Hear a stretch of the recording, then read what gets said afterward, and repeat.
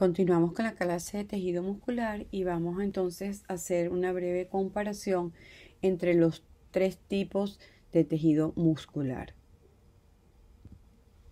Desde el punto de vista de su origen, entonces ya sabemos que es de origen mesodérmico tanto para el músculo estriado esquelético, cardíaco y músculo liso, con la particularidad que el músculo liso, dilatador y constrictor de la pupila y las células miopiteliales de la glándula mamaria y sudorípara son de origen ectodérmico. Las características histológicas con relación a la forma y tamaño de la célula, ya sabemos que la célula muscular estriada esquelética es alargada, cilíndrica, que puede alcanzar una longitud que varía desde casi 1 metro, como en el músculo sartorio del miembro inferior, hasta unos pocos milímetros, como el músculo estapedio del oído medio. Con respecto a su diámetro, varía entre 10 y 100 micrómetros. El músculo cardíaco, sus células se caracterizan por ser alargadas, pero sus extremos se dividen con bifurcaciones o con cabos. Ellas se disponen para constituir la pared del corazón, unidas con unas con otras, formando a manera de una malla, como se puede ver en este esquema. Tienen un diámetro que varía entre 10 y 100 micrómetros y una longitud que puede variar de 80 a 100 micrómetros. Con respecto al músculo liso, las células son fusiformes, con sus extremos aguzados, miden entre 0,2 y 2 micrómetros de diámetro y una longitud que va a variar de 20 a 200 micrómetros, llegando a medir 500 micrómetros en el útero gestante. Bueno, aquí podemos ver resumidas las células de músculo liso, fusiforme. Fíjense cómo se disponen las porciones adelgazadas en relación con la porción dilatada que contiene el núcleo. Las células musculares cardíacas son alargadas, pero en sus extremos se bifurcan. Hay quienes le dicen que tiene forma de pantalón. En esas bifurcaciones las células se unen unas a otras, ya lo veremos más adelante, a través de medios de unión, y forman a manera de una malla para constituir la pared del corazón. Finalmente recordamos el músculo estriado esquelético, las células alargadas, cilíndricas, del núcleo a la periferia, estriado transversalmente. Con respecto a las características histológicas del citoplasma y del núcleo, bueno, recordamos que la estriada esquelética son alargadas, citoplasma eosinófilo con estriaciones transversales y multinucleada con núcleos aplanados en la periferia. Las células musculares cardíacas tienen un citoplasma también eosinófilo estriado transversalmente, pero esta estriación respeta la zona perinuclear. En este lugar pueden verse pigmento lipofucínico y se localizan en las organelas. La característica del núcleo es que es unas células mononucleadas de núcleos ovoides y pueden verse eventualmente células binucleadas. Las células musculares lisas, como quedamos, fusiformes, su citoplasma es eosinófilo homogéneo, no muestra estriaciones, y el núcleo es ovoide, se dispone en la zona más gruesa del citoplasma y se caracteriza porque sus bordes son romos. Con respecto a las características de la ultraestructura, tenemos que el músculo esquelético tiene un retículo endoplasmático muy desarrollado. En el músculo cardíaco está menos desarrollado. Ese retículo endoplasmático no tiene la misma disposición organizada como lo hay en el estriado esquelético, y en el músculo liso está poco desarrollado. Con respecto a las sarcómeras, se disponen formando miofibrillas. Aquí también se disponen formando miofibrillas. En el músculo liso no se forman sarcómeras. Con respecto a la formación de tubos T por parte de la membrana plasmática, estos tubos T o tubos transversos se forman a nivel de la unión de la banda A con la banda I. En el músculo cardíaco se forman en la unión a nivel de la línea Z, y en el músculo liso no se forman tubos T, sino que se forman unas invaginaciones a nivel de la membrana plasmática que se conocen como caviolas y que se relacionan, que actúan como los tubos T. Es decir, ellos conducen la despolarización para hacer que el retículo sarcoplásmico libere el calcio. Se forman tríadas, es decir, un tubo T con las dos cisternas terminales del retículo sarcoplásmico, con respecto al músculo cardíaco se forman diadas, esto es un tubo T y una pequeña cisterna terminal que se constituye del retículo sarcoplásmico, forman esas diadas. No se constituyen ni tríadas ni diadas en el músculo liso. Existe más glucógeno en el músculo cardíaco, las mitocondrias son mucho más largas y cercanas a los miofilamentos, y finalmente en las células musculares cardíacas que están en la aurícula se encuentra gránulos de factor natriurético atrial y cardiodilatina. Estas son características ultraestructurales propias del músculo liso. Tiene un citoesqueleto constituido por desmina y bimentina. El aparato contráctil está constituido por filamentos finos que se constituyen con actina, tropomiosina, caldesmona y calponina. No tienen troponina.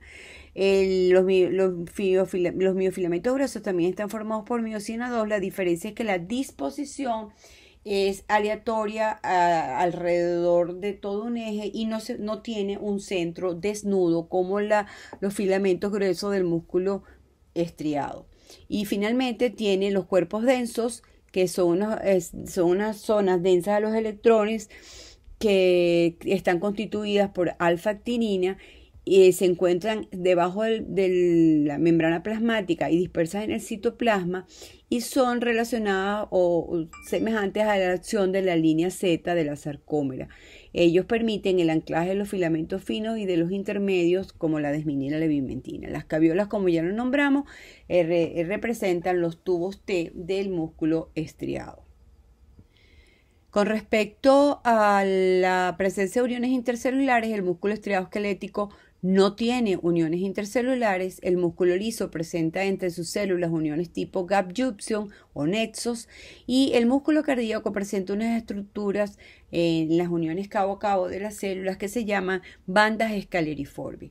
Estas son, a este nivel se forman uniones intercelulares, uno en las zonas que son transversales a la superficie de la célula muscular. Se forman uniones tipo fascias y máculas adherens, y en las que son longitudinales al eje de la célula, ahí se forman máculas adherens y uniones tipo nexo. La importancia de estas uniones para el músculo cardíaco es que representan zonas que mantienen fuertemente unidas a las células para el momento de la contracción, y las uniones tipo nexo permiten la comunicación de la información de la contracción muscular, permitiendo al músculo cardíaco, que está constituido por muchas células, funcionar al momento de su funcionamiento, actuar como un sinsisio, es decir, contraerse todas las células al mismo tiempo como si fuesen una sola. ¿Cómo se dispone el tejido conjuntivo con respecto a las células musculares? Bueno, ya lo vimos. En el músculo estriado esquelético, ese tejido conjuntivo se disponía constituyendo endomicio, perimicio y epimicio. Tanto en el músculo cardíaco como en el músculo liso, el tejido conjuntivo rodea las células musculares y ahí recibe el nombre de endomicio. Con respecto a su distribución en el organismo, entonces tenemos todo el músculo estriado esquelético en relación con el tejido óseo y el estriado visceral, que está relacionado con el músculo que tenemos en la lengua, faringe, esófago y diafragma. Con respecto al músculo estriado cardíaco, constituye la pared media del corazón y la vamos a encontrar en el origen de las venas cava superior e inferior y de las venas pulmonares. El músculo liso lo podemos encontrar aislado en el tejido, por ejemplo, en el tejido conjuntivo de algunos órganos, como es el estroma de la próstata, o aislado en la dermis, y lo podemos encontrar constituyendo la pared de los órganos huecos, que aquí lo vamos a ver que se dispone en dos estratos, uno interno donde las células siempre se disponen circular al eje del órgano, y uno externo donde las células se disponen paralelas al eje mayor del órgano, y constituyendo pequeños músculos como por ejemplo el músculo piloerector. Con respecto a la inervación, entonces ya sabemos que el músculo estriado esquelético tiene inervación del sistema nervioso somático, tiene una inervación voluntaria. El músculo cardíaco y el músculo liso son su contracción es involuntaria. Con relación al músculo estriado esquelético, entonces vimos que los terminales nerviosos forman lo que se llama la placa neural en la relación entre el terminal nervioso y la fibra muscular. En la contracción del corazón, las células del corazón se autodespolarizan, aunque tienen un control con el sistema nervioso simpático y parasimpático. El músculo liso tiene una inervación del sistema nervioso autónomo y puede ser esta inervación puede ser unidad múltiple cuando cuando cada una de las células recibe inervación, y esto es en el momento que se necesitan contracciones bien precisas, como por ejemplo la del esfínter del ojo.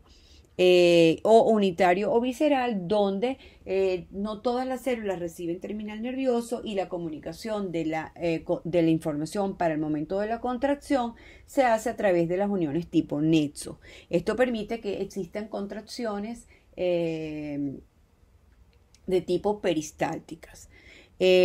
Con respecto al mecanismo que desencadena la contracción, tanto en el músculo esquelético como en el músculo cardíaco, esto se debe por la fijación de calcio en el sitio de unión de la troponina para el calcio, lo cual hace que se libere el sitio de unión para la miosina, y la miosina se une a los filamentos de actina y ahí comienza la contracción.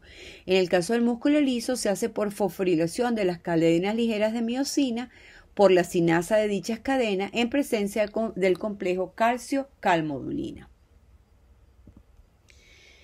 Según la capacidad de regeneración, entonces tenemos que el músculo estriado esquelético sí tiene células satélites que pueden en un momento dado regenerar ante una lesión o trauma del músculo, pero él responde ante su estímulo con hipertrofia, ante estímulos externos con hipertrofia. En relación al músculo cardíaco, hasta los momentos no se acepta que la célula muscular cardíaca tenga capacidad de regeneración, y ella responde ante los estímulos de exigencia con hipertrofia, es decir, aumento del tamaño de la fibra y no del número de fibras o de células musculares. Y con respecto al músculo liso, las células musculares lisas conservan su capacidad de división y también pueden hipertrofiarse. Bueno, hasta aquí hemos terminado el tema de músculo. Los invito a leer bien en el libro y poder hacer ustedes mismos unos cuadros comparativos entre los tres tipos de tejido muscular.